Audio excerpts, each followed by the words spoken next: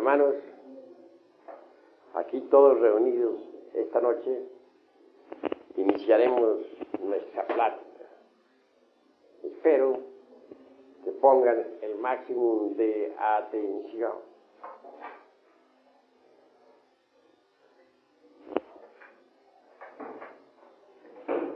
Ha llegado la hora de que estudiemos más a fondo todo lo relacionado con el hombre y el universo que nos rodea. Ante todo, se hace indispensable comprender a fondo los procesos de la vida y de la muerte. Incuestionablemente, existen en el ser humano facultades de cognición superlativa, extraordinarias, que se hallan en estado latente y que convenientemente desarrolladas pueden servirnos para estudiar a fondo al hombre y al universo.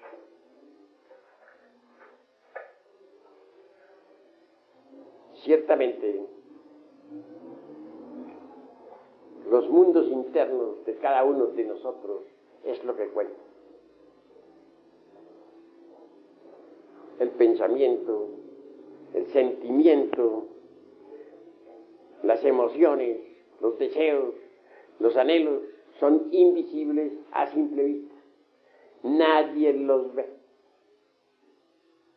Todos esos valores constituyen en sí mismos lo interno. Cada hombre tiene su propia vida interior. Cada hombre tiene sus mundos internos.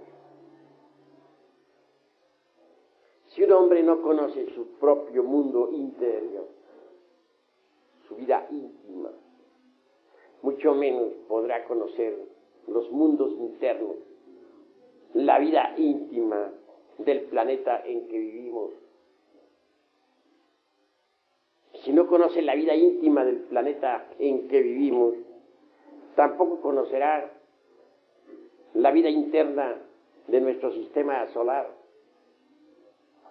o de la galaxia que gira alrededor del Sol central Sirio. Así pues, si se quiere conocer la vida interna del sistema solar o de la Tierra o de la galaxia, hemos de empezar por conocer nuestros propios mundos internos.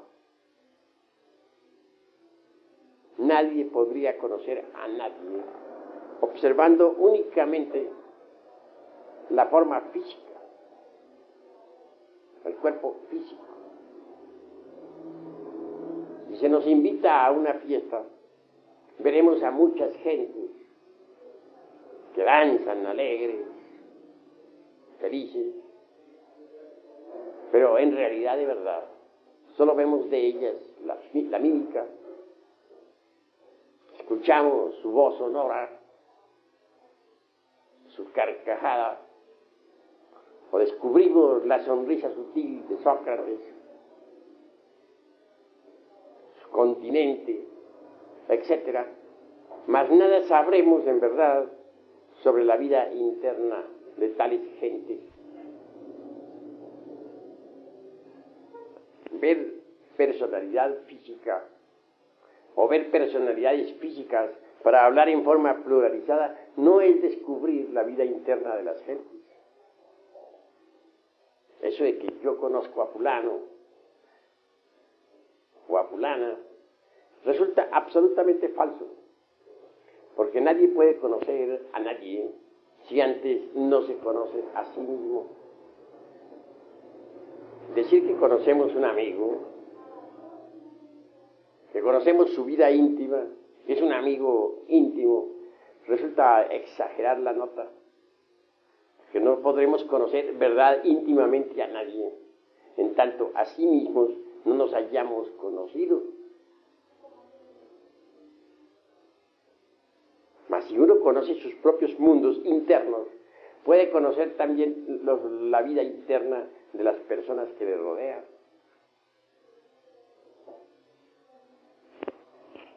Cuando uno descubre su vida interna, cuando conoce sus errores psicológicos, pues se vuelve mejor amigo, mejor hermano, mejor hijo, mejor ciudadano, porque comprende entonces mejor a los demás. Si uno viene a saber por sí mismo que tiene ira, pues comprende la ira de los demás y no exige de los demás que no la tengan, puesto que él sabe que la tiene. Si uno descubre que es celoso, no molestará a los demás con sus celos.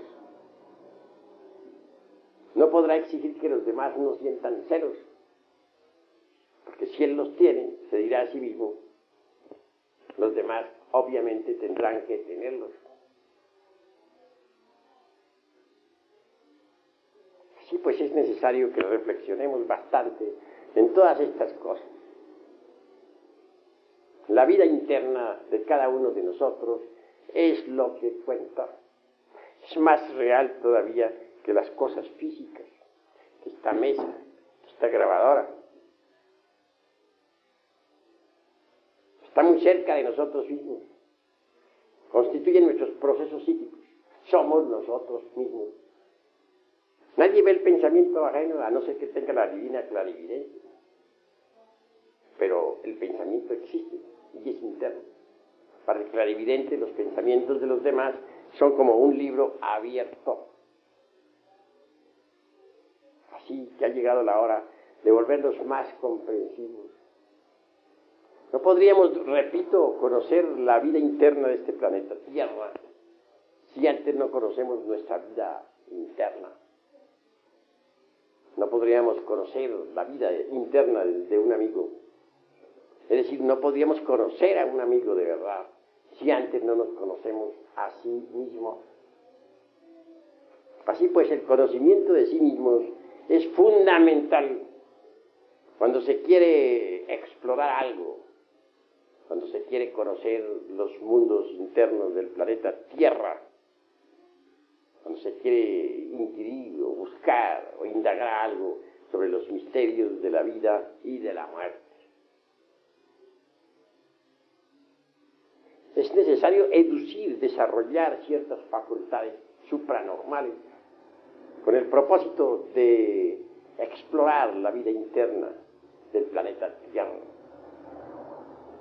Mas, si nosotros no empezamos por conocernos a sí mismos, dichas facultades no lograrán su pleno desarrollo. Así pues que vale la pena entender lo que es la vida interior y sus responsabilidades. Que nuestro planeta Tierra tiene un cuerpo vital, eso no se puede negar, sí que lo tiene. Nosotros también tenemos un asiento vital orgánico. Sin ese asiento vital no podría el cuerpo físico existir. A la hora de la muerte el cuerpo físico va al sepulcro, junto con el vital. Ese cuerpo vital se va descomponiendo lentamente frente al sepulcro. Tiene un color fosforescente. Brilla como los fuegos fatuos de la medianoche. Los videntes suelen ver a tal cuerpo vital frente a los sepulcros, descomponiéndose lentamente a medida que el cuerpo físico también se va descomponiendo. El cuerpo vital es el asiento, repito, de la vida orgánica. Ningún cuerpo físico podría funcionar sin ese nexus formativo, sin ese cuerpo vital que es fundamental para la biología, para la química, para la fisiología, etcétera, etcétera, etcétera. Ahondar en esta cuestión es urgente. inaplazable, impostergable. Mas, ¿cómo es el mundo vital? Porque si nosotros poseemos un cuerpo vital, el planeta Tierra tiene también que poseerlo. Obviamente el cuerpo vital del planeta Tierra es el Edén, el paraíso,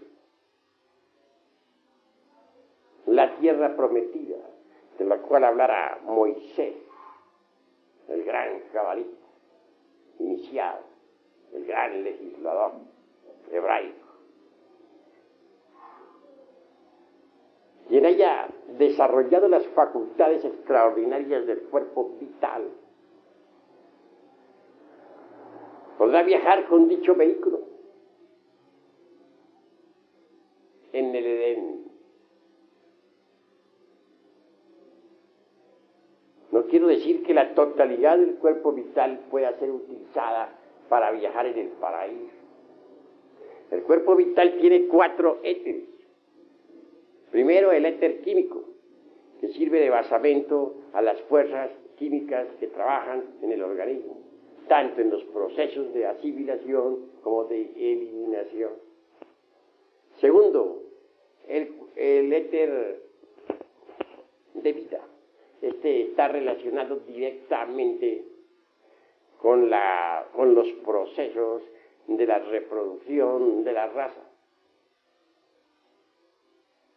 Tercero, el éter lumínico, que se relaciona con las percepciones, con las calorías, etc. Y por último, el éter reflector, que es el vehículo de la imaginación y de la voluntad. Así que el cuerpo vital tiene 4 éteres y es el fundamento de la vida orgánica. El iniciado puede extraer los 2 éteres superiores del cuerpo vital para viajar con ellos por la región del Edén. Estos 2 éteres superiores, repito, son el lumínico y el reflector. Uno con tal vehículo puede estudiar el Edén, el paraíso terrenal. Quienes supongan que el paraíso terrenal estuvo situado en tal o cual lugar de la tierra están equivocados. La explicación que da la Biblia, sobre los ríos Tigre y Eufrates, y el paraíso situado por allá en la Mesopotamia, etc., es completamente simbólica. El paraíso terrenal es el cuerpo vital del planeta Tierra. Es la sección superior de este mundo tridimensional de Euclides. El cuerpo vital de terrestre sirve de asiento a la vida orgánica de todo nuestro mundo Tierra. Ciertamente, el cuerpo vital contiene en sí mismo 2 esferas. La primera diría la luna, la segunda la tierra. Son como 2 yemas de un mismo huevo. Esto parecerá insólito, mas en el fondo no lo es. Recuérdese que la luna que nos ilumina en el espacio infinito un día tuvo vida, y vida rica en abundancia, mares profundos, volcanes en erupción, vida vegetal, animal, humana, etc. Aquellos pseudoesoteristas o iniciados que afirmaran que la luna era un pedazo de tierra lanzado al espacio, quedaron muy mal con las exploraciones hechas por la NASA. Los distintos guijarros lunares examinados con el carbono 14 indicaron que la luna es más antigua que la Tierra. Entonces, obviamente no es un pedazo de costa terrestre lanzada al espacio, como suponen muchos ignorantes equivocados. Que el alma lunar un día haya sido transferida a nuestro mundo Tierra es obvio. Después de que ese mundo luna se convirtiera en un cadáver, su alma lunar, su principio vital, fue transferido a esta región del espacio y sirvió de nexus formativos para nuestro planeta Tierra. Por eso es que nuestros antepasados de Anáhuac llamaban a la luna nuestra abuela luna. La Blavatsky dice que la luna es la madre de la Tierra. Para los iniciados de Anáhuac, la luna es la abuela, porque la luna es la madre de la Tierra, y si la Tierra es la madre de nosotros, entonces resulta que la luna es nuestra abuela. Vean ustedes cómo ellos con gran sabiduría definen algo que los modernos intelectuales de tantas campanillas no han podido definir. Yo en realidad, entre paréntesis, he visto que la sabiduría es espantosamente sencilla, tiene una ingenuidad y una inocencia que asombra.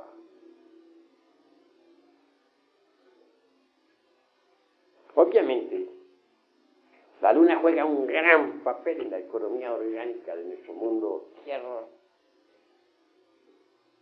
como quiera que el cuerpo vital de la Tierra abarca también a la luna. Es posible que la luna actúe en forma más directa sobre nuestra Tierra, sobre los organismos, etc. Ya sabemos el papel que hace en relación con las altas y bajas mareas. Ya sabemos la relación que tiene con la función ovárica en el sexo femenino. Ya sabemos la relación que tiene con las distintas enfermedades y los ciclos lunares. Con la salud mental de las gentes que se hallan en el manicomio. En los cambios de luna se enferman aún más. Etcétera, etcétera, etcétera. La luna influye directamente en la concepción de todas las criaturas vivientes. En creciente la savia sube, en menguante baja.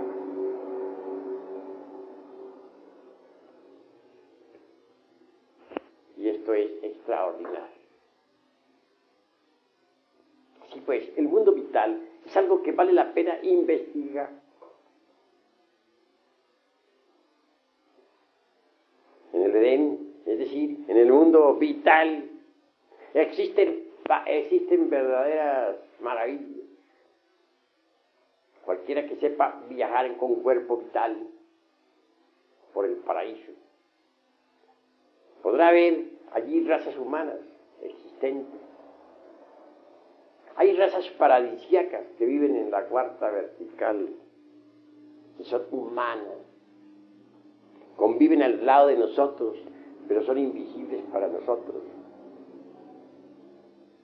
Conozco una raza de esas,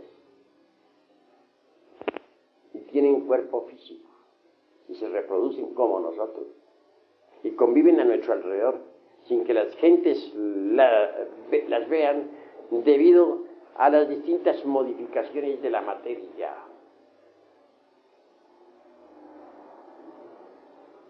Todavía hay razas humanas que no han salido del paraíso y son dichosas, felices. Gentes de carne y hueso, invisibles para las gentes que viven en la región tridimensional de Euclides. Gentes helénicas, paradisíacas, que aún no han comido de aquel fruto que se nos dijera, no comeréis, porque si comiereis de ese fruto, moriréis. Gentes que han sabido obedecer ese mandato.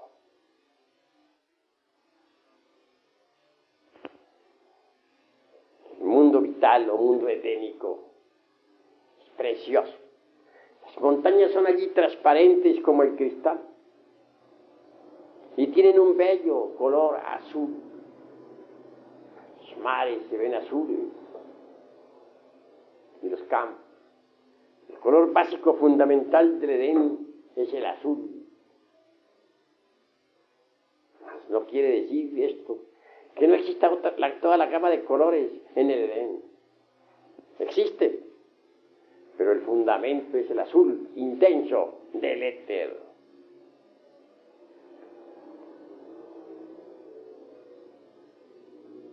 El mundo vital es precioso.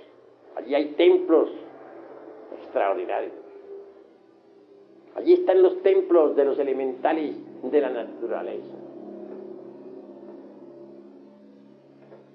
Cada planta, por ejemplo, es el cuerpo físico de un elemental. Una es la familia de los naranjales, otra la de los pinos, otra la de hierbabuena de menta, otra la de los rosales, etcétera, etcétera, etcétera. Esas familias elementales, vegetales, tienen sus templos en el Edén. Allí se reúnen esas criaturas inocentes para recibir instrucción de los devas que las gobiernan. Quien sepa viajar en cuerpo etérico podrá perfectamente verificar por sí mismo y en forma directa lo que en estos instantes estoy enfatizando. Bien vale la pena, pues, inquirir, estudiar más a fondo esta doctrina para descubrir tantos prodigios.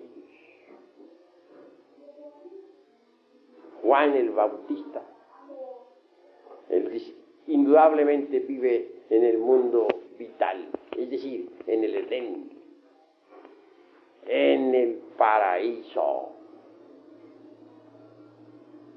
Juan el Bautista es un verdadero iluminado, un Christus, alguien que ya encarnó en sí mismo al Verbo, a la palabra, al Cristo íntimo.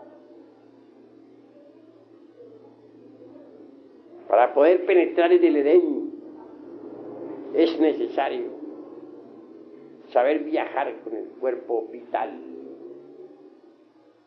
haber recibido educación esotérica profunda, mucho más allá de este cuerpo vital que es tan precioso. Descubrimos lo que podríamos llamar el mundo astral. El verdadero iniciado posee un cuerpo astral. No todos los seres humanos lo poseen, pero el iniciado sí lo posee. También el planeta Tierra posee un cuerpo astral. El mundo astral es maravilloso de por sí, es el mundo del color. Tiene 7 tonalidades básicas, fundamentales, de acuerdo con las 7 notas del espectro solar, de acuerdo con los 7 colores básicos. El mundo astral tiene regiones extraordinariamente sublimes y otras, desgraciadamente, infernales. En el mundo astral hallamos las columnas de ángeles y también las columnas de demonios. Podría decirse que en el mundo astral combaten ángeles y demonios. Quien posea un cuerpo astral puede viajar por esas regiones del mundo astral. Puede conocerlos. Puede descubrir sus prodigios. etc. Podría decirse en forma enfática que el mundo astral es el mundo de los sacramentos. Y esto, obviamente, ya está demostrado esotéricamente.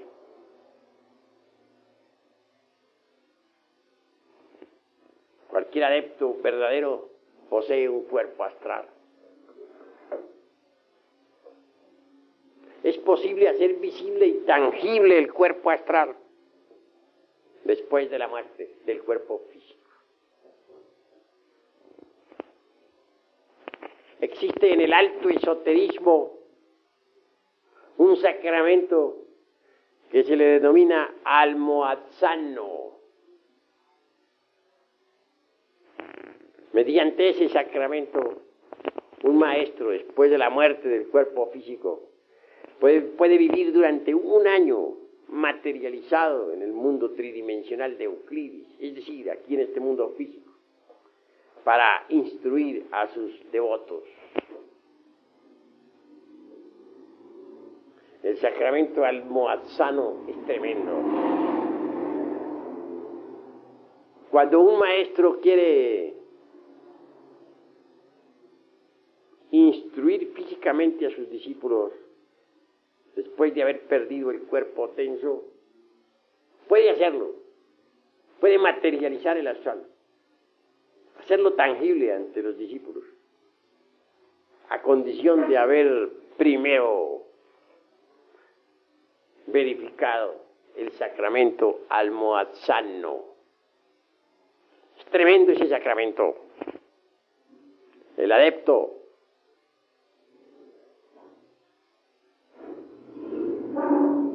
pondrá dentro de su copa o cáliz algo de su sangre, y los discípulos, imitándolo, pondrán también sangre entre ese cáliz. Mezclarán todo el conjunto de sangre. Celebrarán un rito, pero un rito muy especial, en el que cada uno beberá del cáliz. Y se verificará el sacramento almohadzano. Ante todo, esto merece una explicación científica clara y precisa. Dentro de la sangre arterial, dentro de la sangre humana,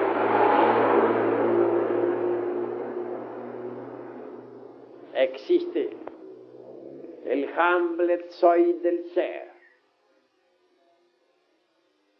sangre astral o corpúsculos de sangre sutil que corresponde al astral.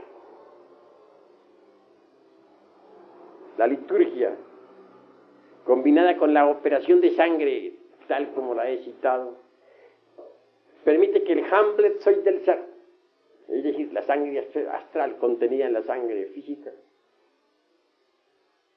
entre pues en la parte astral de cada uno de los que han celebrado el sacramento. Si en el maestro viene a crear el Hamletzoid del ser de cada uno de sus estudiantes, y en los estudiantes Hamletzoid del ser contenido de la sangre de su maestro. Sangre astral, mejor dicho, contenida en la sangre física, llegará a la parte astral de discípulos y maestros. Así y solo así será posible que el maestro, después de la muerte del cuerpo físico, pueda materializarse,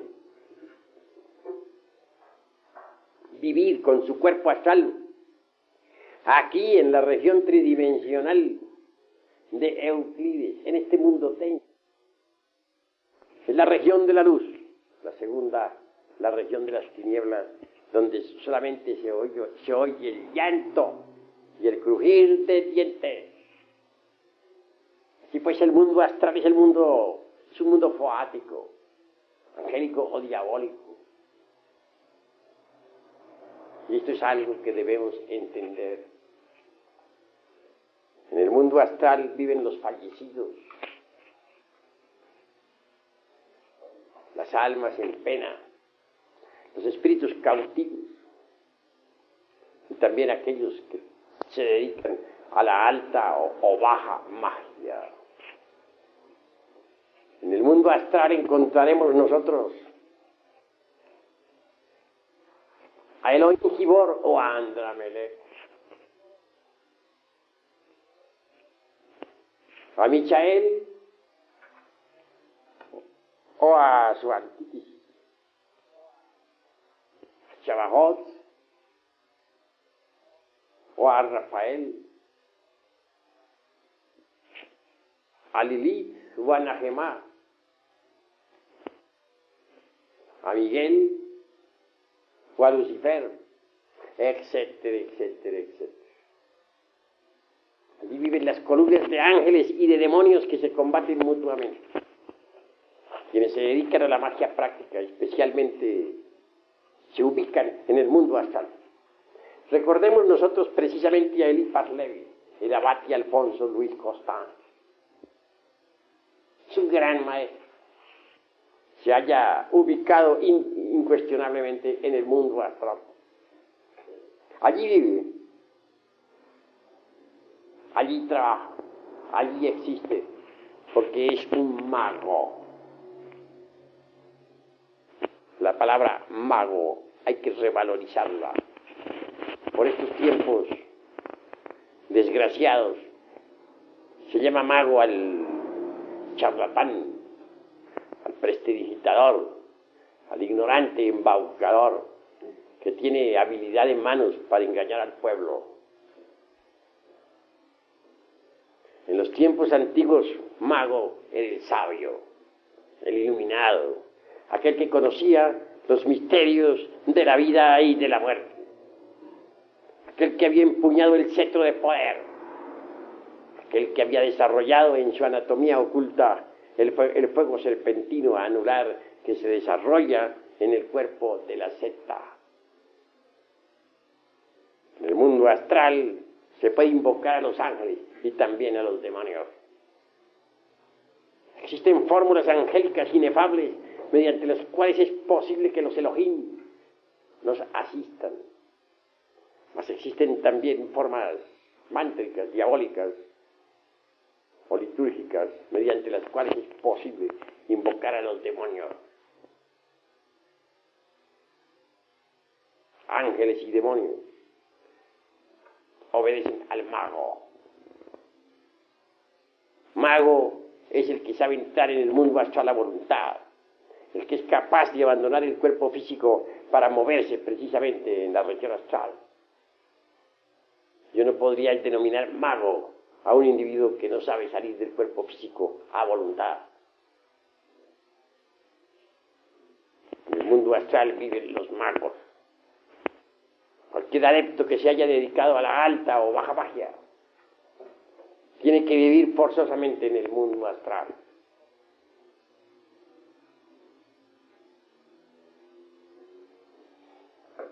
El mundo astral, de por sí, es un mundo de colores centelleante, tremendo. Fuego astral arde abrasadoramente en todo el universo.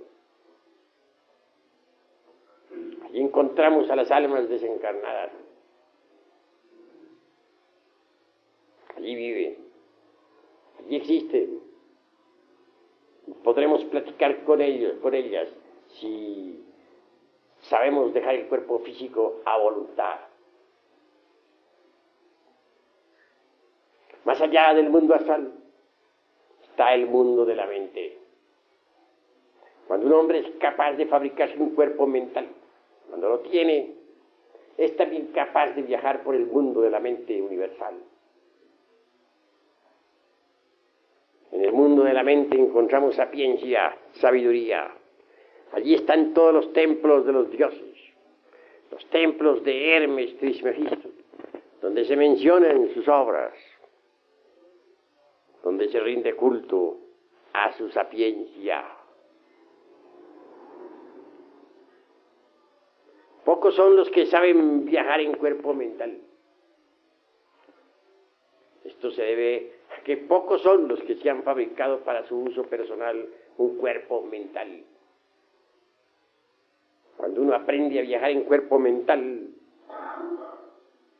descubre que la mente de la Tierra es gigantesca. Dentro de la mente de nuestro planeta Tierra hallamos los suburbios, los mercados, etc. Mas también hallamos nosotros la parte subliminal del entendimiento universal.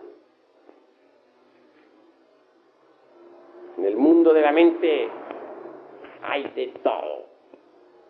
Allí están los pensamientos de cada persona, las ideas de cada cual, etc. Algunas almas que en la vida tuvieron buena conducta son recompensadas. Por algún tiempo moran en el Devachan, es decir, en la región de la mente superior. Y hasta logran hacer una visita al causal, aunque más tarde, agotada la recompensa, tengan que regresar otra vez para un nuevo cuerpo físico. En el mundo de la mente hay dolor o felicidad. Todo depende de la región donde nosotros estemos. En las regiones inferiores del mundo de la mente hay dolor. En las regiones superiores del mundo de la mente hay felicidad. En el mundo de la mente encontramos también a muchos devas que aman a la humanidad. Estos trabajan por el bien común. Estos luchan por el bien de tantos y tantos millones de personas que pueblan la faz de la tierra.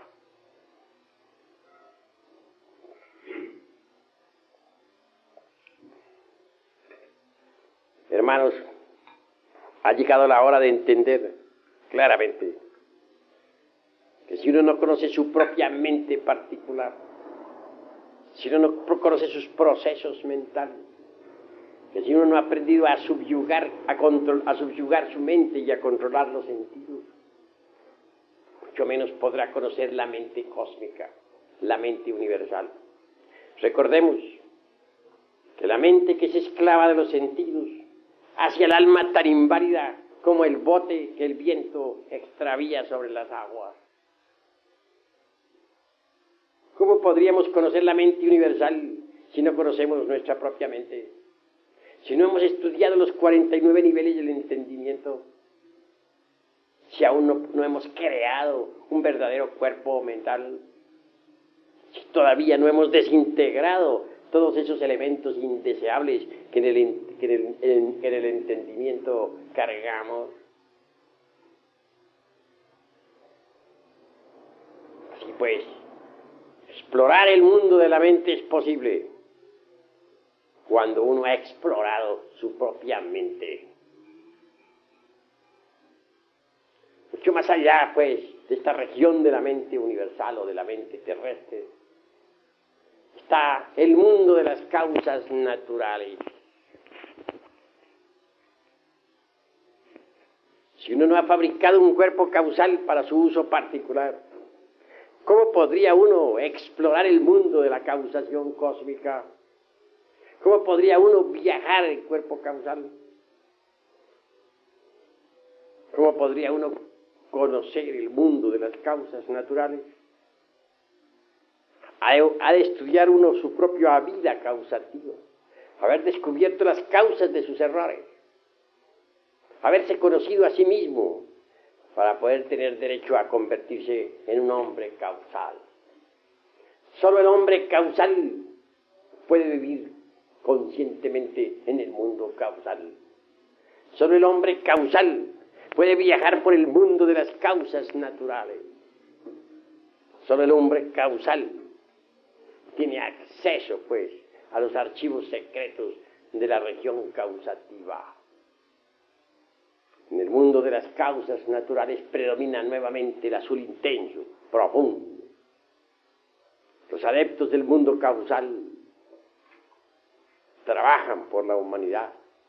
Se les ve vestidos en forma similar aquí a la del mundo tierra. Tienen sus templos y se hallan demasiado ocupados en los trabajos que se relacionan con el bien común.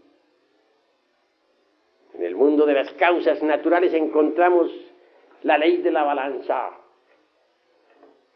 El hombre causal trabaja siempre de acuerdo con la balanza cósmica. Vive en el más perfecto equilibrio. En el mundo causal descubrimos que no hay efecto sin causa ni causa sin efecto. La causa se transforma en efecto y el efecto se convierte en una nueva causa que origina a su vez otro efecto. Las leyes de causa y efecto son reales y se conocen a fondo cuando se investigan en el mundo de las causas naturales. El hombre causal es el hombre que ha fabricado un cuerpo causal. El hombre causal es aquel que ya tiene una voluntad individual. Debemos decir en forma enfática que el animal intelectual equivocadamente llamado hombre no posee todavía una verdadera voluntad. Obviamente, el animal intelectual todavía no es un hombre en el sentido más completo de la palabra. Cuando uno se ha dado el lujo de fabricarse un cuerpo causal o un cuerpo de la voluntad consciente, sabe lo que es verdaderamente la voluntad. Si pensamos nosotros en la multiplicidad del yo psicológico, si pensamos en que cada uno de los defectos que poseemos está perfectamente representado por un agregado psíquico inhumano, venimos nosotros a descubrir con claridad meridiana que tenemos muchas voluntades. Cada agregado psíquico es como una entidad tenebrosa en nosotros, personificando algún error, y posee su propia voluntad. Así pues, los diversos agregados que en nosotros moran representan distintos impulsos volitivos. Hay pues muchas voluntades en el fondo de nuestra psiquis que chocan entre sí. El animal intelectual no posee una voluntad autóctona, independiente, íntegra, unitotal. No hay unicidad en la voluntad del animal intelectual. Pero cuando uno ha creado el cuerpo de la voluntad consciente, entonces dispone de una voluntad individual con la cual puede trabajar en el universo entero. En el mundo de las causas naturales encontramos nosotros a los hombres causales, aquellos que ya crearon el cuerpo de la voluntad consciente. ¿Cómo podríamos conocer el mundo causal si antes no hemos conocido las causas de nuestros propios errores? ¿Cómo podríamos conocer el mundo causal cuando todavía no conocemos nuestras propias causas equivocadas? En realidad, de verdad, repito, quien quiera conocer los mundos internos del planeta Tierra deberá ante todo empezar por conocer sus propios mundos interiores. Esto requiere autoexploración y trabajo consciente sobre sí mismo. Más allá del mundo de la voluntad consciente, encontramos nosotros el mundo búdico o intuicional. Obviamente, no podríamos nosotros entrar en el mundo búdico o intuicional si antes no hemos conocido nuestra propia realidad intuitiva, si antes no hemos desarrollado en nosotros la intuición. Existe una clara diferenciación entre lo que es el proceso razonativo comparativo y lo que es la intuición. La razón se apoya en el proceso de comparación. Esto es blanco porque aquello es negro o viceversa. Intuición es algo diferente. Es percepción directa de la verdad sin el proceso deprimente de la opción. En el mundo búdico o intuicional existe la intuición. Mucho más allá de la región de la intuición está la región de Atma, el inefable. Pero en la región de la intuición descubrimos la sabiduría del universo, de todo lo que es de todo lo que ha sido, de todo lo que será. En el mundo búdico o intuicional hay sapiencia inefable, hay fraternidad, hay unicidad, unitotalidad, amor. Quienes viven en el mundo de la intuición gozan de la auténtica felicidad. Así pues que vale la pena investigar en todo esto. Mucho más allá del mundo búdico o intuicional está la región de Atma, el inefable, la región del íntimo, del ser. El ser es el ser, y la razón de ser del ser es el mismo ser. El íntimo en sí mismo tiene dos almas, el alma espiritual que es femenina y el alma humana que es masculina. Si leemos la Divina Comedia veremos que el Dante también cita a las dos almas. La una, la que trabaja, la humana, y la otra, la que contempla, la que se mira en el espejo de la naturaleza. Mucho se ha hablado sobre el signo zodiacal de Géminis. Yo digo que ese signo lo cargamos dentro de nosotros mismos, en los fondos del alma. El íntimo tiene, repito, dos almas, pero esto requiere rigurosas disciplinas esotéricas. Hay que haber creado antes los cuerpos astrales, mental y causal.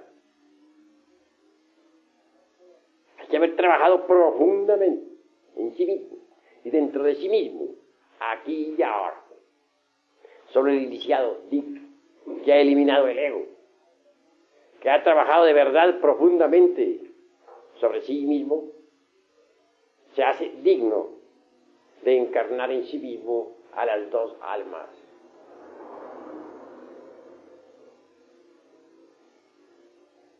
Esto significa hacer realidad en nosotros al signo zodiacal de Géminis, pues esas dos almas son gemelas. Incuestionablemente, el alma humana debe desposarse con su dama, la valquiria. La Sulamita del sabio Salomón, esa que figura en el Cantar de los Cantares. Quien llegue a encarnar en sí mismo a ese par de almas, logrará la iluminación total, la sapiencia, la sabiduría. Primero es necesario recibir el principio anímico, humano, masculino. Segundo, debe venir el desposorio de la parte humana, masculina, con la parte espiritual, femenina. A través del Budi, de la Valquiria, de Ginebra, de la Beatriz, del Dante Alighieri, resplandece Logos. Obviamente, los principios divinos más poderosos están contenidos en el interior del alma espíritu, del Budi. Por eso la Blavatsky en La Voz del Silencio ha dicho que el Budi es como un vaso de alabastro fino y transparente a través del cual arde la llama de Prajna. Cuando el alma humana, eso que tenemos de humano nosotros aquí adentro, se desposa con el alma espíritu, viene la iluminación. Se establece la luz interior en nosotros. Quedamos transfigurados, resplandecientes, iluminados. Pero para que ese contacto se establezca hay que trabajar muy duro dentro de nosotros mismos, en forma intensiva, creando los cuerpos existenciales superiores del ser, eliminando el ego animal, sacrificándonos por la humanidad doliente. Sí, hermanos, lo interesante es que nos convirtamos en verdaderos adeptos de la fraternidad, de la luz interior. Si así procedemos, llegaremos a la verdadera iluminación íntima. Si así procedemos, llegaremos a la auténtica bienaventuranza. Podremos sumergirnos en la región de la felicidad legítima, etc. Hay necesidad de salir de estas regiones de tinieblas en que nos encontramos. Es urgente, en verdad, llegar al mundo de los esplendores. Sí. Hay que investigar un poco, reflexionar, repito, estudiar estas cosas. Si nosotros no analizamos, si no estudiamos estas materias de enjundioso contenido, jamás llegaremos a la liberación final. Cada uno de nosotros tiene que trabajar sobre sí mismo si algún día aspira a la auténtica iluminación. Pues para trabajar sobre sí mismo se necesita inevitablemente tener el conocimiento, las claves, las prácticas. Nosotros aquí les iremos dando a nuestros estudiantes los sistemas, los métodos para trabajar sobre sí mismos, a fin de que logren un cambio absoluto. Se necesita, ante todo, que haya continuidad de propósitos, porque muchos comienzan estos estudios y pocos llegan. Sucede que las gentes no tienen continuidad de propósitos. Hoy comienzan con mucho entusiasmo y más tarde en el tiempo se apartan del cuerpo de doctrina. En el mundo hay de todo. Existen los mariposeadores, esos que andan de escuelita en escuelita y que creen saber mucho cuando en realidad de verdad nada saben. Nosotros tenemos que definirnos con entera claridad. Esta institución no busca otra cosa sino la autorrealización íntima del ser humano. En modo alguno nos interesa la cuestión esa de los mariposeadores. Andar de escuela en escuela para no llegar a ninguna conclusión. Nosotros lo único que nos interesa es trabajar sobre sí mismos para conseguir la transformación radical. Necesitamos hacernos adeptos de la fraternidad de la luz interior. Y esto es posible trabajando sobre sí mismos, aquí y ahora. Los tiempos son llegados en que el Hijo del Hombre tenga que enseñarle a la humanidad el camino. Desgraciadamente la gente oyendo no oye y viendo con sus ojos no ve. Se les indica la senda y no la entienden. Y si ligeramente llegasen a entenderla, no tienen continuidad de propósitos para llegar a la meta. Bien pronto se desvían. El movimiento gnóstico es como un tren en marcha. Unos pasajeros suben en una estación y se bajan en otra. Raros son los pasajeros que llegan a la estación final. Los afiliados a nuestra institución están invitados. Pueden llegar a la meta si se lo proponen. Es lástima que las gentes tengan mente veleta y que hoy piensen una cosa y mañana otra. Si las gentes de verdad fueran serias, solo se preocuparían por trabajar intensamente dentro de sí mismos.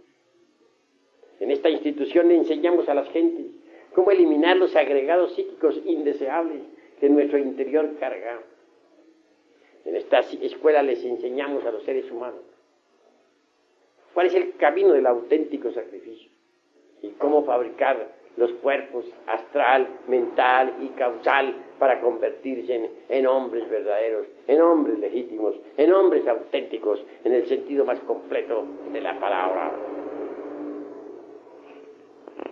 Obviamente, conforme va naciendo el hombre dentro del animal intelectual, se provocan cambios extraordinarios. Despiertan ciertos poderes, ciertas facultades magníficas.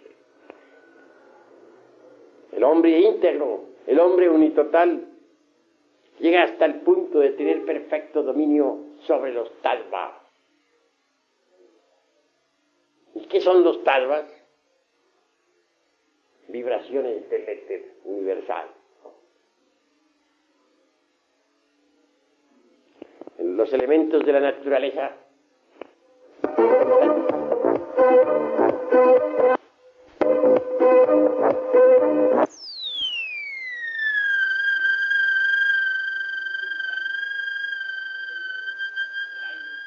Vayu-tattva, el principio vital, etérico, del fuego es el Agni-tattva, o el Tejas o Taijas tattva. El principio vital de la tierra es precisamente el Prithvi-tattva.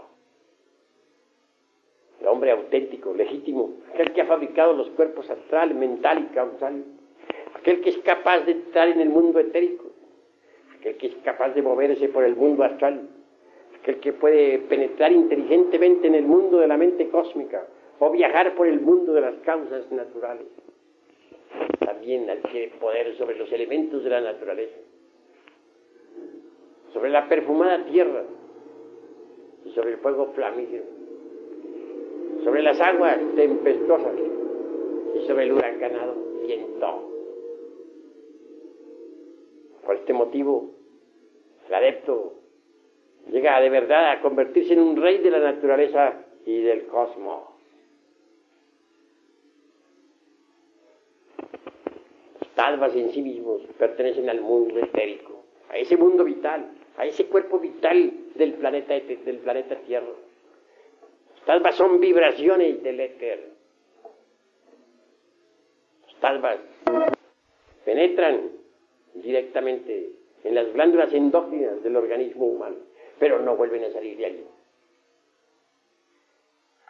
Los tattvas, al entrar dentro de las chakras, pasan a las glándulas endógenas y se transforman en hormonas que circulan por la sangre, y eso es todo.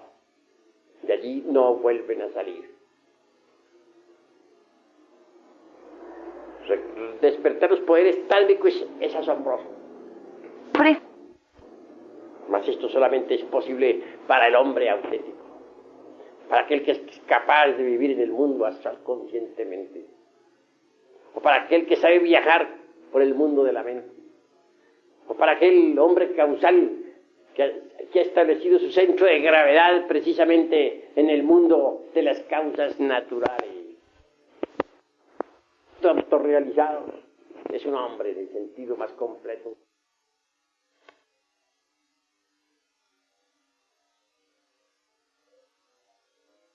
Es rey de la creación, porque maneja los tattvas, porque puede manipularlos a voluntad. Un hombre que maneje el fuego, el aire, las aguas, la tierra, que sea capaz de desatar las tempestades, etc. Es idóneo en el uso de los tattvas. Es un hombre de verdad, es un maestro autorrealizado, alguien que conoce los mundos superiores. Llegado es el momento en que cada uno de ustedes luche por la autorrealización. El momento ha llegado en que cada uno de ustedes conozca sus propios mundos internos, para que conozca los mundos internos de sus amigos, y para que conozca los mundos internos del planeta Tierra, y del sistema solar, y de la galaxia en la que vivimos. Ser hombre, en el sentido más completo de la palabra, es algo muy grande.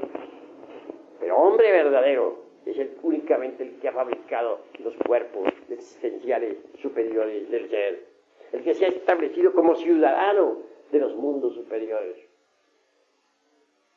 Hombre verdadero es el que ha logrado, pues, el dominio de los elementos de la naturaleza, no solamente en el cosmos, sino dentro de sí mismo, aquí y ahora. Si un hombre verdadero no aprendiera a dominar los principios inteligentes de su propio cuerpo físico, representados por esos gnomos atómicos o elementales del sistema óseo,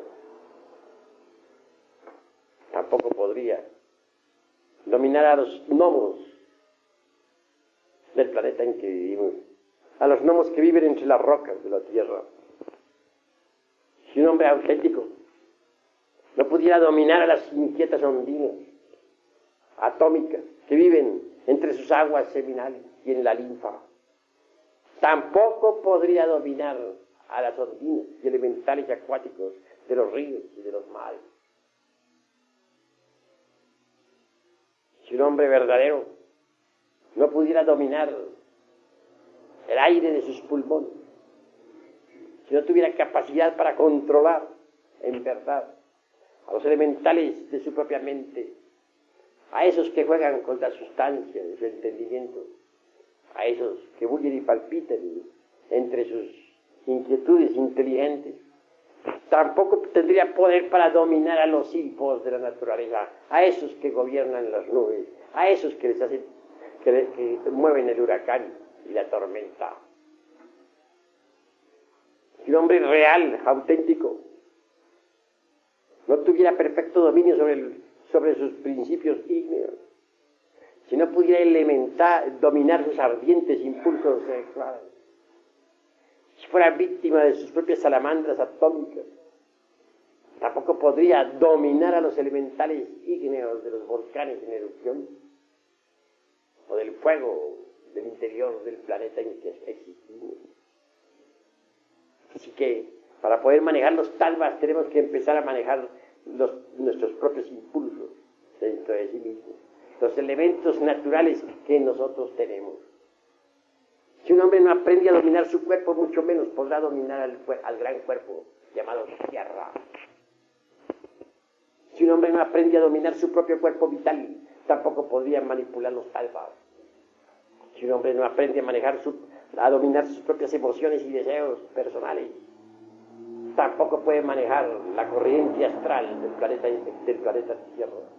Si un hombre no es dueño de su mente, tampoco podrá ser dueño de la mente universal. Si un hombre no es dueño de su voluntad personal, tampoco podrá ser dueño de la voluntad cósmica. Quien quiera sentarse en el trono de mando de la naturaleza, deberá antes que todo tomar posesión de sí mismo, convertirse en amo de sí mismo, en señor de sí mismo.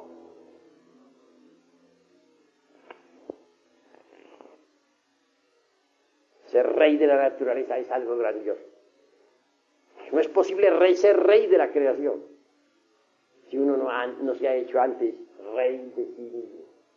Para llegar a ser rey de sí mismo es indispensable aprender a negarse a sí mismo. Raros son los que se saben negar a sí mismo.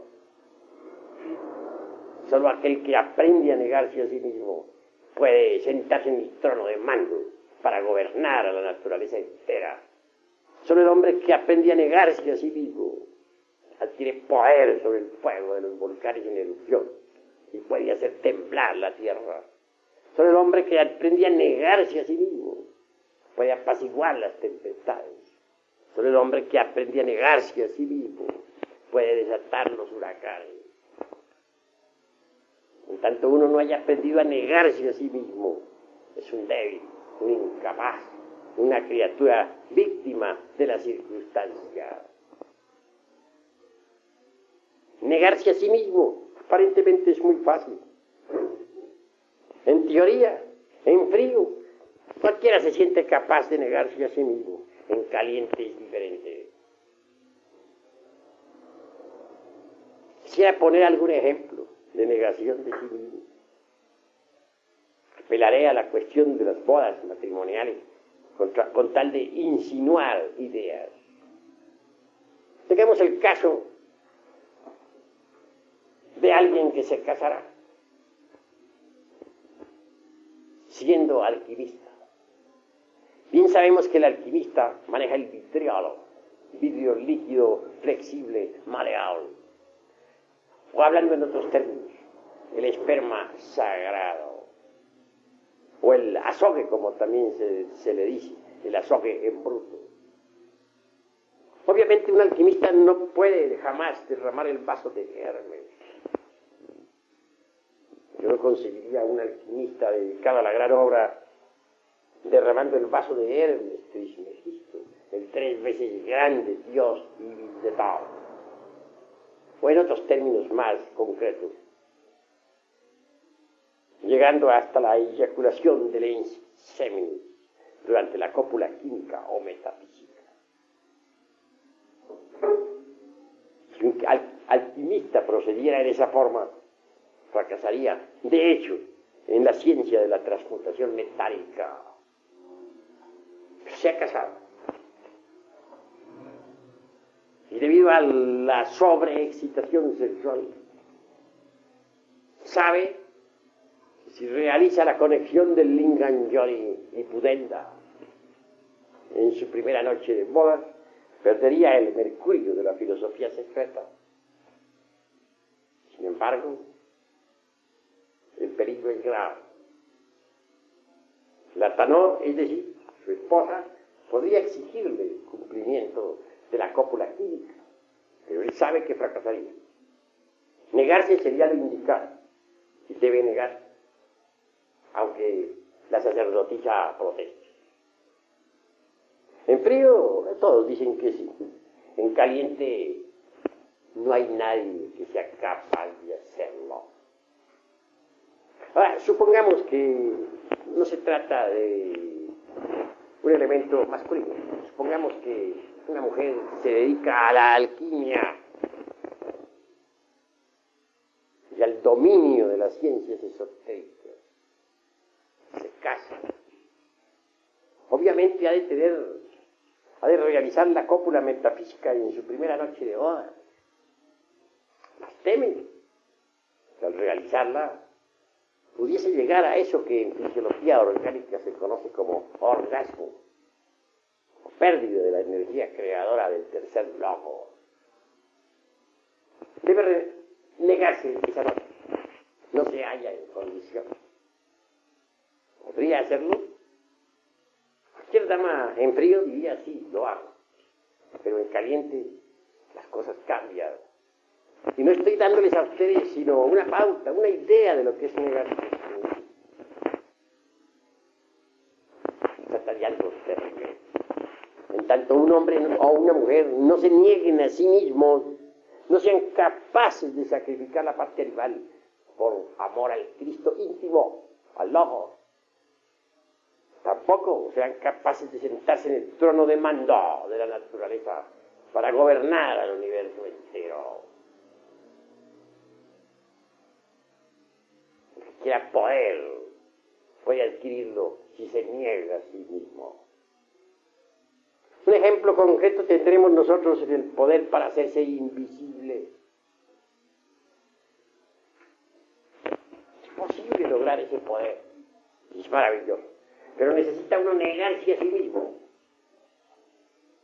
Sí, en instantes en que un ser querido exhala su postrer aliento, renunciamos al dolor que nos ocasiona tan nefasta pérdida. Hay negación de sí mismo. Lo más natural es que viendo nosotros a nuestra madre que ha muerto, o a un hijo, o a un hermano, o a nuestro padre terrenal, caigamos en la desesperación. Así en ese preciso instante nos negamos a sí mismos.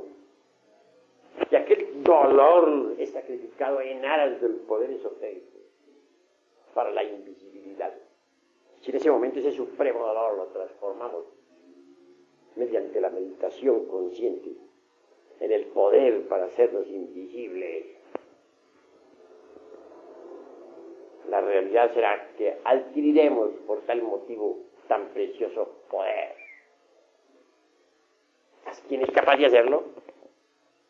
¿Cuál sería capaz de sonreír de verdad, renunciando al dolor ante el lecho de su madre muerta? ¿Cuál sería capaz de sacrificar ese dolor, de renunciar a él ante el lecho de su padre o de su esposa fallecida? Imposible. Es muy difícil hallar a alguien con esa capacidad. Entonces, ¿cómo aprender a hacerse invisible si no somos capaces de conseguir el poder? Para conseguirlo hay que negarnos a sí mismos. Y si no nos negamos, ¿conseguiremos acaso tal poder? Los poderes ante nosotros están, pero implican sacrificio y negación de sí mismo. Por ejemplo, el combustible que hace mover una máquina que arrastra un ferrocarril en marcha debe ser sacrificado en aras de la energía motriz que haga funcionar todo el tren. Vemos así que ese combustible, mediante el sacrificio, se convierte en una fuerza distinta, se convierte en movimiento, en un poder que arrastra a un vehículo a lo largo de los rieles. Eso es obvio. Así también, una fuerza inferior cualquiera puede ser transformada mediante el sacrificio en otra fuerza completamente diferente y con características distintas. La técnica está en aprender a negarse a sí mismo para transformar mediante el sacrificio una fuerza inferior en otra de tipo superior y diferente. Solo así, procediendo así, transformándonos de esa manera, de ese modo, es como es posible en verdad llegar a ser reyes de los talbas, hombres en el sentido más completo de la palabra, hombres solares, hombres dioses. Ahora es llegada en que nosotros meditemos un poco. En los antiguos tiempos de la Arcadia, cuando los ríos de agua pura de vida manaban leche y miel, el hombre tenía poder sobre los elementos de la naturaleza. Entonces parlaba en el orto purísimo de la divina lengua, que como un río de oro corre bajo la selva espesa del sol. Esa era la edad de los titanes, la edad en que los ríos de agua pura de vida manaban leche y miel. Entonces no existía ni lo mío, ni lo tuyo, y todo era de todos, y cada cual podía coger del árbol del vecino sin temor alguno. La humanidad no se había degenerado, poseía el poder sobre los talbas. Ahora necesitamos la reconquista de ese poder, pero para conseguir tales facultades se hace necesario el sacrificio, la renuncia de sí mismo, la transformación radical. Aquí en esta institución vamos a enseñarles a ustedes el camino que los conducirá al superhombre. Ha llegado la hora del superhombre. Ha llegado la hora en que nosotros debamos empezar por crear al hombre. Incuestionablemente lo primero será la creación del hombre. Y luego entraremos en el reino del superhombre. El hombre en sí mismo es grandioso. Es el rey de la naturaleza y del cosmos. El superhombre está más allá todavía. El superhombre es el hombre que ha logrado integrarse con la divinidad. En la doctrina secreta de Anáhuac se dice que los dioses crearon a los hombres de madera y que después de haberlos creado, los fusionaron con la divinidad. Luego añade, no todos los hombres logran fusionarse con la divinidad. Crear el hombre es lo primero, fusionarlo con la divinidad es lo segundo. Cuando el hombre se fusiona con la divinidad, se convierte en el superhombre de Nietzsche. El superhombre es una terrible realidad. Necesitamos salir de este estado lamentable en que nos encontramos. Hasta ahora somos vísceras piltrafas en el lodo del mundo. Necesitamos regenerarnos y luego integrarnos con lo divinal. Vivir así por vivir. Vivir para comer y existir como parásitos agarrados a la epidermis de ese animal grandote que se llama tierra, es un absurdo en un 100%. Ha llegado la hora de entender que debemos cambiar íntimamente. Así pues, hermanos, debemos estudiar cada vez más a fondo todo este cuerpo de doctrina. Desintegrar el ego, crear los cuerpos existenciales superiores del ser, sacrificarnos por la humanidad. Ese es el camino obvio a seguir. Ahora daré alguna oportunidad aquí a ustedes para que pregunten lo que tengan que preguntar en relación al tema expuesto esta noche.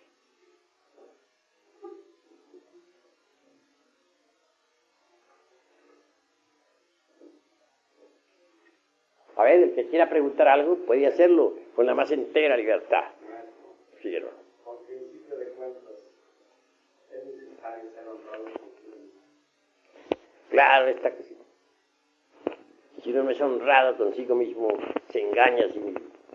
Y si a sí mismo se engaña, se perjudica es uno mismo. ¿Existe la moral?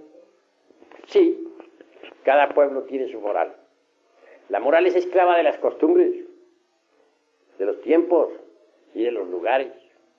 Lo que en un tiempo fue moral, hoy es inmoral, o viceversa. Lo que en un país es moral, en otro es inmoral. La moral también es hija de los prejuicios. Nosotros necesitamos pasar más allá de todo código de moral. Necesitamos entrar en el reino de la comprensión creadora, en el reino del superhombre. ¿Alguna otra pregunta? Indubitablemente, todos los códigos de ética que se han escrito en el mundo, todos los códigos de moral, resultan francamente reaccionarios, conservadores, regresivos y retardatarios. Uno lo que tiene que hacer es un balance de sí mismo. Uno tiene necesidad de hacer un inventario de sus propios valores para saber qué le sobra y qué le falta. Y entonces caminar por donde debe caminar, de acuerdo con sus necesidades psicológicas. Así se detiene uno en los postulados rancios y torpes de todos los códigos morales escritos por distintos autores. Fracasará en este inventario y no logrará en modo alguno la autorrealización íntima del ser.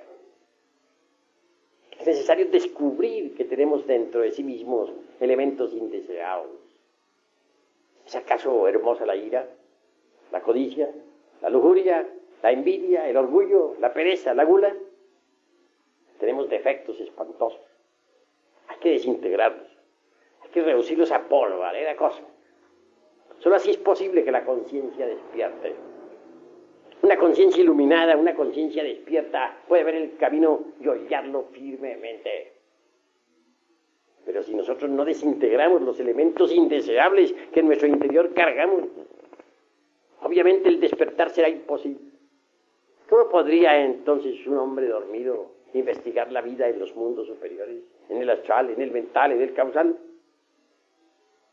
Para poder ser investigador competente de la vida en los mundos superiores, ante todo, debe uno haber despertado. No es posible lograr el despertar de la conciencia en tanto continúe dentro de nosotros existiendo toda esa cantidad de valores negativos y fatales que en nuestro interior cargamos. Es decir, todos nuestros defectos de tipo psicológico. ¿Hay alguna otra pregunta? Sí. Mucho tiempo me pregunté yo si había en este planeta Tierra una persona que careciese de todo eso. Sería bueno acabar de especificar tu pregunta. Bueno, referente a todo lo que usted acaba de explicar, maestro, todas las blancas por las que estamos corriendo nosotros, se da uno cuenta que a instante el hombre está expuesto al error, que es mucho más difícil el camino. Pero si encuentra uno a ese hombre, no puedo presentarlo, maestro, si usted es uno de ellos, mas sí puedo pedir desde el más profundo, desde lo más profundo de mi ser, un rayo de luz. Ante todo, agradezco vuestras buenas intenciones, sus hermosas palabras. la sinceridad de tu corazón. Obviamente que en tanto nosotros no hayamos eliminado de sí mismos todos los elementos indeseables que cargamos, tal rayo de luz sería imposible. Así nosotros morimos en sí mismos. Si conseguimos disolver el ego animal, ese rayo no solamente brillará en nosotros, sino que se proyectará también sobre las multitudes. Por lo tanto, necesario es que hagamos un inventario, como ya dije, de sí mismos, para saber qué nos sobra y qué nos falta. Porque muchas virtudes que creemos tener, no las tenemos. Y muchas cualidades nos faltan y debemos adquirirlas. Sí, hermanos, la hora es llegada en que seamos sinceros consigo mismos, en que nos autodescubramos, en que nos resolvamos de verdad a eliminar nuestros defectos de tipo psicológico. ¿Alguna otra pregunta de los hermanos? ¿Puedes tomar la palabra?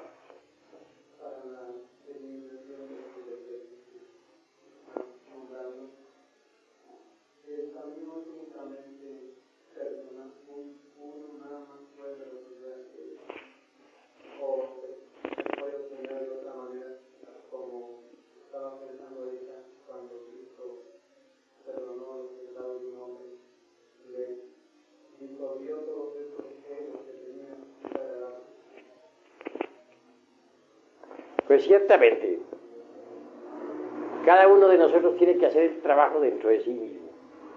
El maestro solamente puede mostrar el camino, y eso es todo.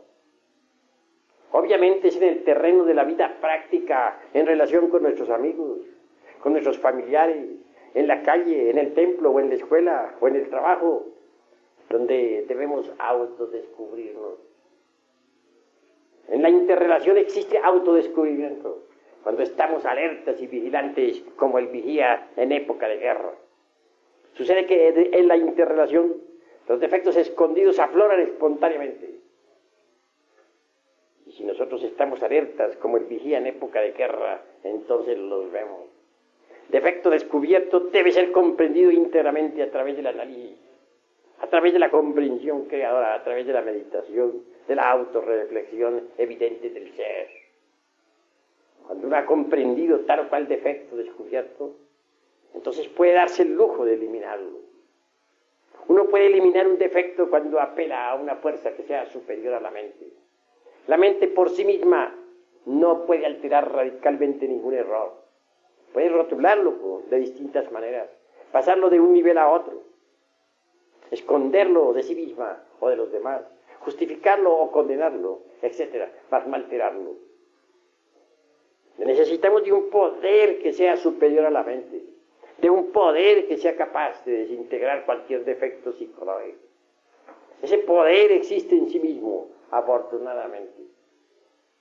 Quiero referirme en forma enfática a Devi Kundalini Shakti, la serpiente ígnea de nuestros mágicos poderes, al Fuad particular, individual, a esa variante de nuestro propio ser que los indostanes llaman Kundalini. Si uno apela a ese poder, si uno implora el auxilio de Devi Kundalini Shakti, podrá eliminar cualquier error psicológico debidamente comprendido en forma íntegra. Mas si uno quiere a base de exclusiva comprensión extirpar de la mente los defectos psicológicos, está equivocado. Es cierto que mediante el cuchillo de la conciencia uno puede separar de su psiquis a cualquier defecto psicológico, pero este continuará como un demonio a nuestro alrededor. Buscará la forma, la manera, pues, de intervenir en cualquier instante dado. Y al fin volverá a acomodarse dentro de los 5 cilindros de la máquina orgánica. Así pues, comprensión solo no es todo. Necesitamos eliminación. Y la eliminación no es posible sin un auxilio superior. Necesitamos de ese fuego, de esa flama sagrada que se desarrolla en la espina dorsal de la zeta gnóstico. Necesitamos de Kundalini Shakti, la madre cósmica, Solo ella, la Divina Madre, cósmica, particular, individual, de cada uno de nosotros, puede eliminar de nuestro psiquis el defecto que previamente hayamos comprendido en forma íntegra en todos los departamentos de la mente. Y ahí pues el camino obvio a seguir. Primero hay que descubrir un defecto, después hay que comprenderlo y por último eliminarlo. A los espías en la guerra primero se les observa, segundo se les sienta en el banquillo de los acusados y tercero se les lleva al paredón de fusilamiento. Así también debemos hacer nosotros con nuestros defectos psicológicos, con los yoes defectos, con los yoes que en nuestro interior cargamos. ¿Hay alguna otra pregunta? Cuando se refiere a la madre cósmica, es lo que hizo referencia anteriormente a las dos almas que tenemos, la humana y la espiritual, la femenina y la masculina. Se refiere a la madre cósmica al alma espiritual. No me estoy refiriendo a eso. Me estoy refiriendo a la cobra sagrada de los misterios de Leus.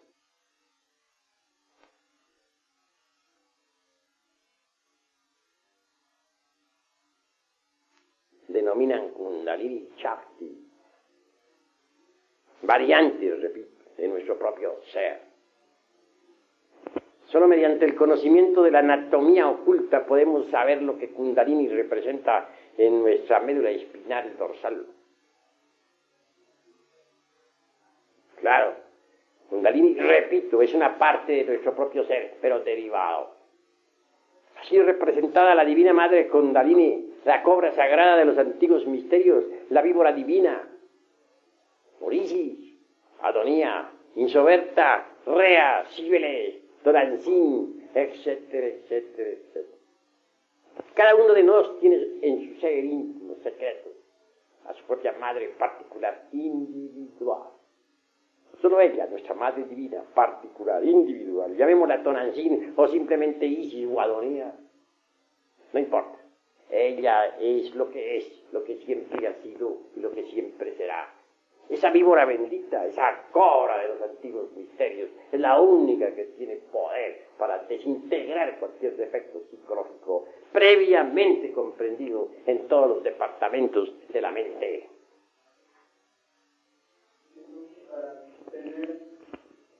Para poder eliminar los errores se necesita tener ese conocimiento oculto que dice de la anatomía. Para poder eliminar los yoes diferentes que personifican a nuestros errores, lo único que se necesita es saber amar. Si un hombre no ama a su propia madre divina, no podrá desintegrar los yoes. El hijo ingrato no progresa en estos estudios. Si uno verdaderamente ama a su madre íntima particular, representada por María, Maya, Isis, Adonía, Rea, Cibeles, etcétera, etcétera, etcétera, podrá entonces desintegrar sus defectos. Será asistido.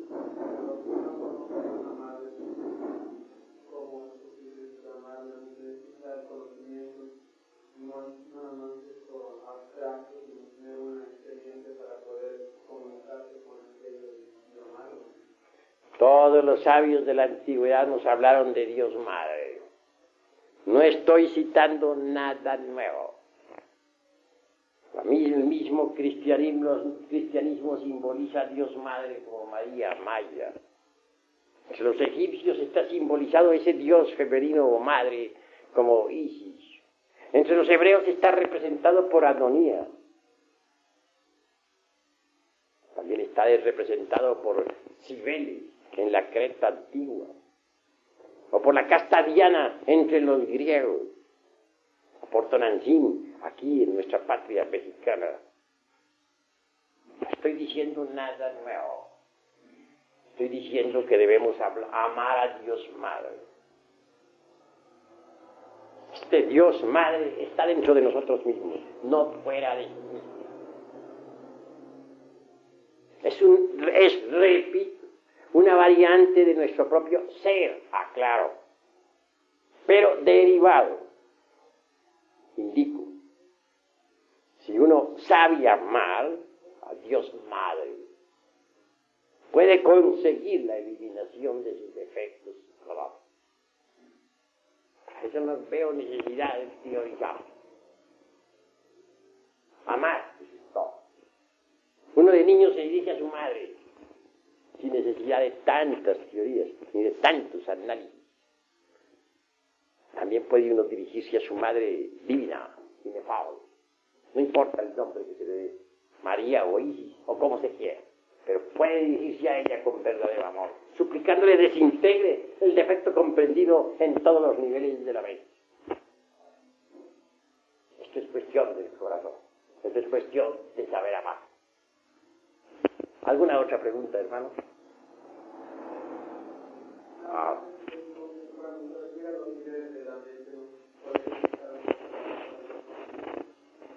Pues sería largo y grave. Existen 49 niveles subconscientes que están representados por las 49 notas de un antiguo instrumento que inventaran dos hermanos iniciados en la antigua China. Los 49 niveles de la mente. Los tiempos antiguos, cuando uno quería llegar al samadhi, al éxtasis, debería, primero que todo, llevar a la mente a la más completa quietud y silencio. No solamente en el nivel meramente intelectivo, sino en el segundo, relacionado con el subconsciente, o en el tercero, o en el cuarto, aún más profundo, o en el 48, o en el 49. Cuando uno conseguía quietar la mente, llevarla al silencio más profundo en todos sus niveles, entonces la esencia se escapaba para experimentar el satori. Los 49 niveles de la mente no podrían ser explicados desde un punto de vista exclusivamente dialéctico. Para entender los 49 niveles de la mente necesitamos de la música, de la ley del eterno Eta para Parchidok. Necesitaríamos también del Ay Atapan, aquel instrumento que dos hermanos gemelos iniciados en la antigua China inventaron y que daba exactamente las 49 notas correspondientes a los 49 niveles del entendimiento. Pero esto se complicaría demasiado para el estudiante. En el avance sobre sí mismo va uno descubriendo nivel por nivel, sin que nadie se lo indique. Por sí mismo lo irá descubriendo a medida que vaya ahondando más y más y más en su interior. Que al fin un día descubrirá sus 49 niveles. No porque alguien se lo dijera, sino en sí mismo y en forma directa. Eso es todo. ¿Hay alguna otra pregunta? A ver, ¿quién quiere preguntar? Que ninguno quede con dudas. Es necesario que este tema sea debidamente comprendido. Bueno, como los veo a todos tan callados, no me queda más remedio que decirles, hermanos, esta convocación ha terminado.